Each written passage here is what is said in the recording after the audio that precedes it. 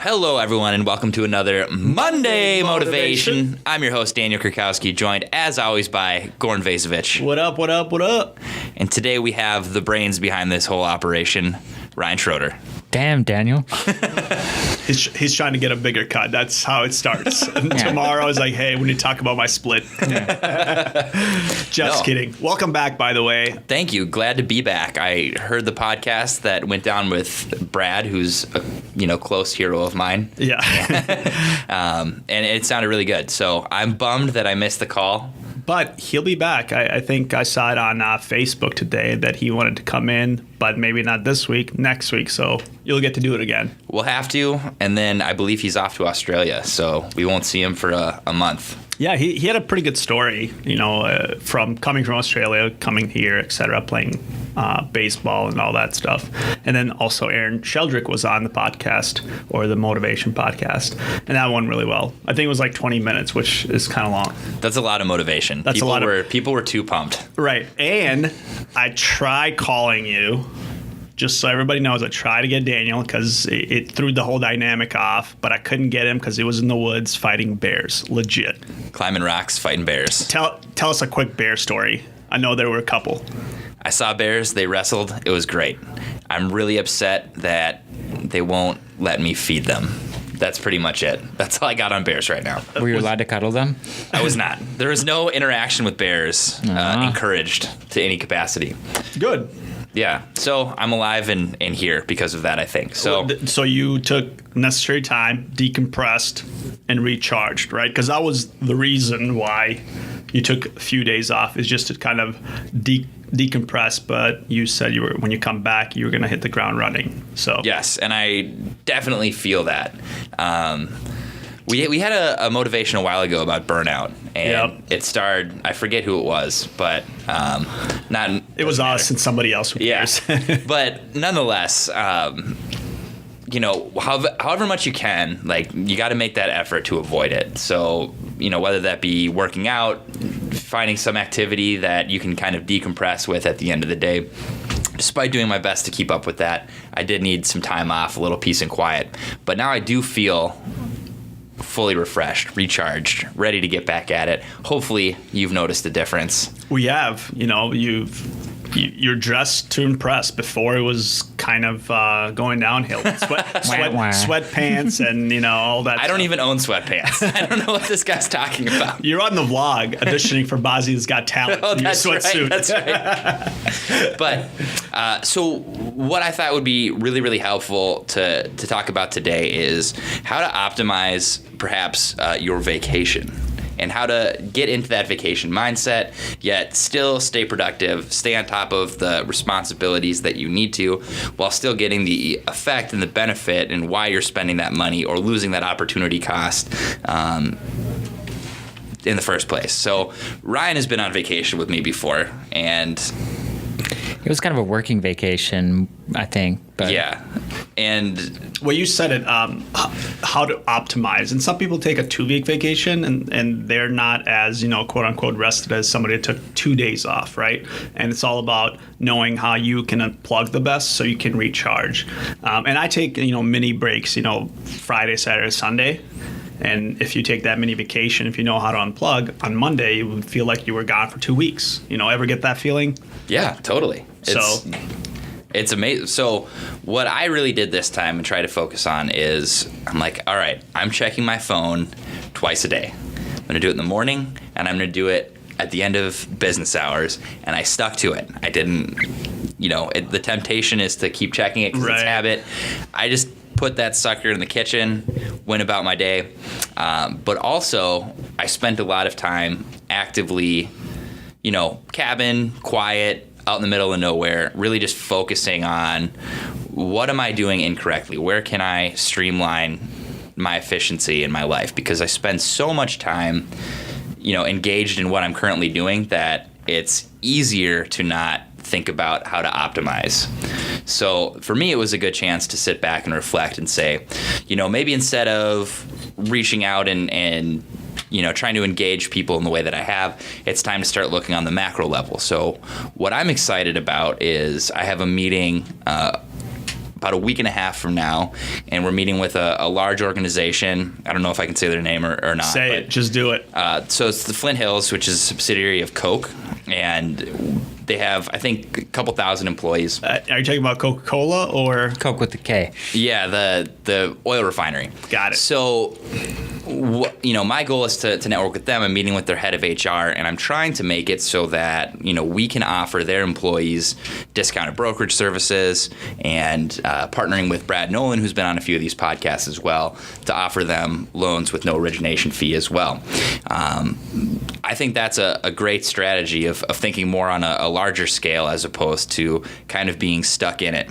I watched a lot of videos, a lot of YouTube, where it was the seminar. This is specific to real estate, so the non-real estate people may be bored and going to sleep right now. But they brought all the producers, people who are expected to make over $200,000 this year, and they were like, "What's your secret? What's your technique?" And it was maybe 5% of the room in the seminar.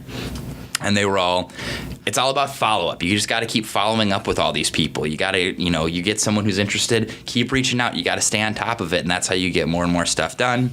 The other advice that was consistently touted was that, besides just follow-up, you need to really have a system in place on how to set up your cold calls. And you're making cold calls all day.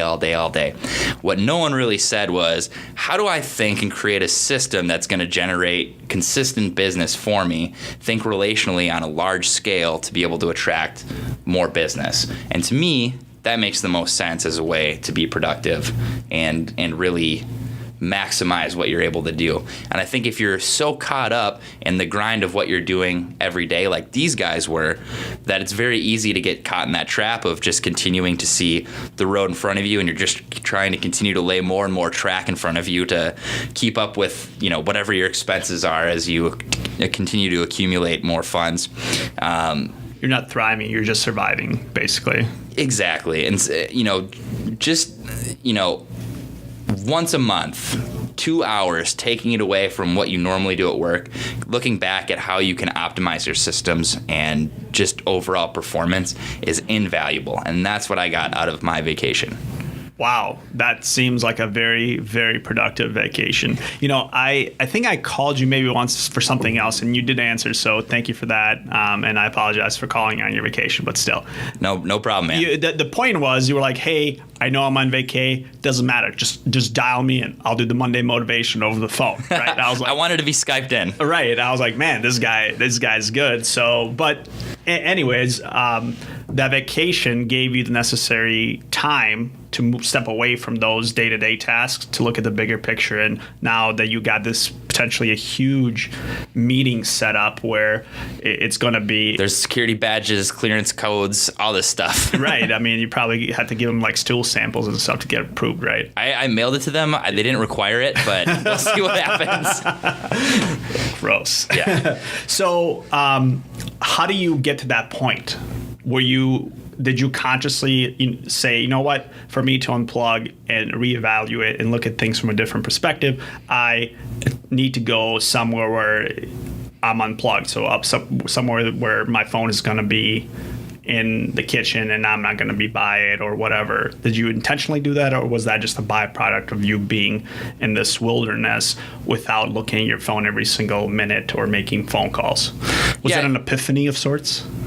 Sort of. So I think that I had originally, it was for me a chance to reevaluate and think what I like and don't like about what I'm doing. Mm-hmm. Because, we're all stuck in patterns where we're continually doing things that we don't like.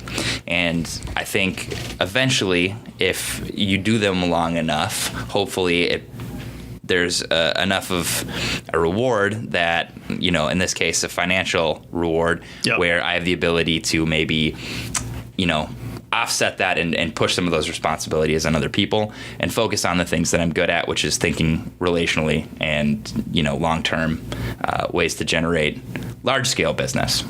Right. No, that's a very good point. Ryan, what are your thoughts? I think it's important to, like Daniel mentioned, have a deliberate plan for disconnecting. I know that a couple of times when I've gone out to like my mom's house for a weekend or something like that, I just turn my phone off and leave it and end up having a much better time than when I'm checking it all the time. And then there's instances where I don't feel like I can turn it off because it's the middle of the week, like when we went to Florida, and I think I probably was on my phone 25 to 30% of my trip, working. I think that's fair. Yeah. And so never really felt like I disconnected as much. So I think it takes a concerted effort to disconnect. And it's funny that he mentioned that he really did a lot of, pontificating about his future business. Love that word. Because I recall the month after you and I started VSM, you probably don't remember this, but I went to Florida or to Mexico on vacation with Andrea, and I sat around a pool bored out of my mind while she was suntanning and stuff like that, and I planned everything that I wanted to do for VSM in my mind, and then got so excited that I wrote a bunch of stuff down, and it became sort of a roadmap for the first 4 months or so of when we started the business. And I don't think I would have ever had the time to just sit there and think, because business otherwise would just keep you day to day moving, but it's an actual time for you to truly just think. Yeah, I think it's important. And, when I was younger, I used to think that you just need to be on call 24/7 all the time, which sometimes it is the case, but there is tremendous value in taking, hey, I'm just going to take a conscious break. Let's say if it's 1 or 2 days, where that 2 days let's say you're not worrying about the small stuff, but you're actually creating the bigger picture, which then is, 10 times the value that you would have been getting had you been doing the same thing and would have been, stressing about every single email that you needed to answer or every single phone call that you need to get to. So it is important to have these unplugging sessions as long as you kind of have some kind of a plan or you want to kind of get something out of it. And it's, it has to do with what you put in. And you consciously, Ryan, decided you're like, hey, I'm in a good space. There's pool. It's sunny. I'm going to make the best of this. I'm going to write stuff down, and the idea grew and the plan grew. Same with Daniel too. I think the intent was always to, hey, what else am I missing? And you needed to get to a certain place.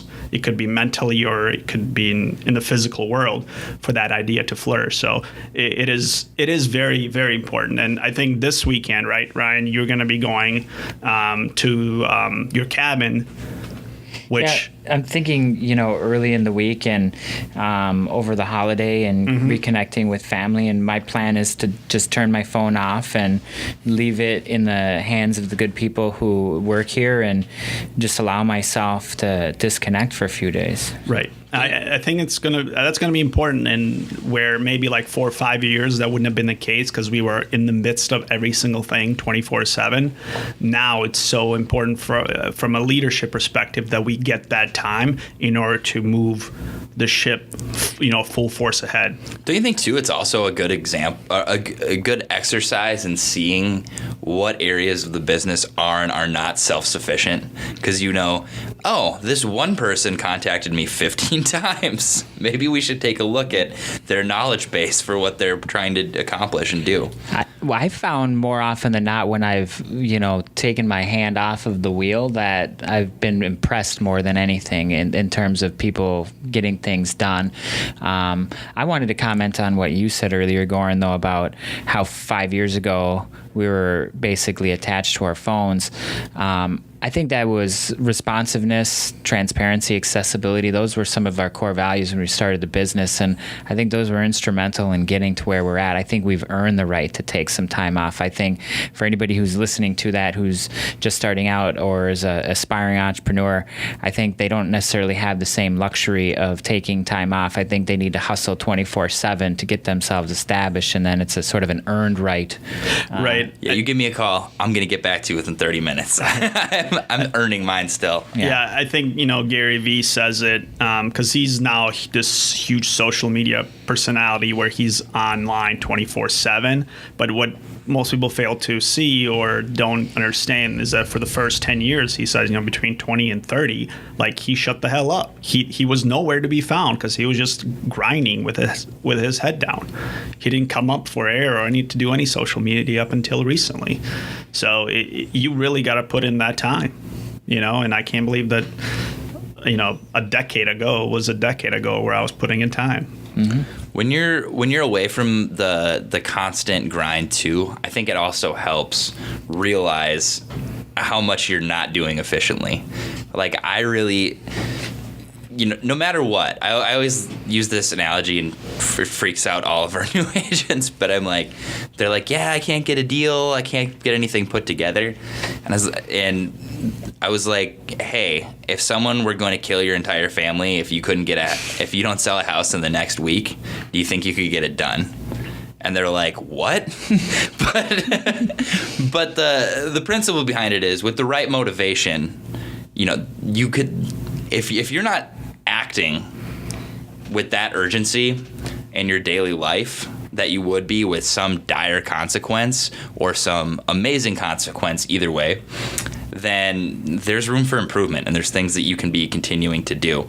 And I think we all know if you're ever watching TV, you are not 100% efficient. There's more that you can do. You're not growing your business when you're watching TV. So just kind of deciding where in that balance you want to be and being conscious of it as opposed to just, hey, I work and then I relax, being like, okay, my relaxation time will be from 7:30 to 8:30, and then I will send these emails, and then I will read some book and go to bed.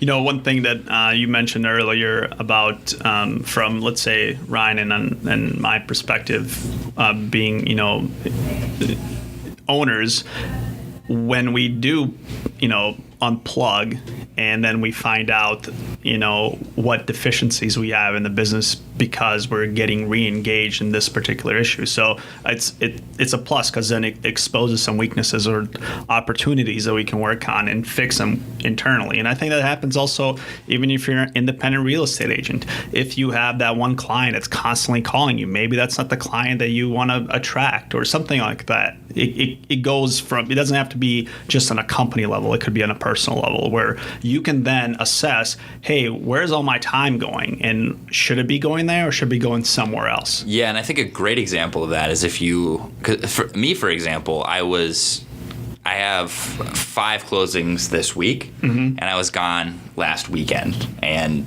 the Friday, Thursday before then. If I were here and I was working, I'd be here, 9, 10 hours a day. I would have devoted a large amount of time to that.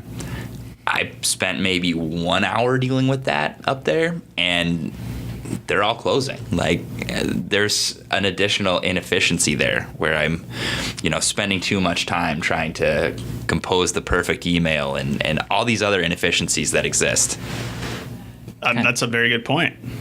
Did you have something on that, Ryan? No. I was going to just add before you do the sign off, Daniel, to dedicate the podcast to Aaron Bodine, a.k.a. Charlie.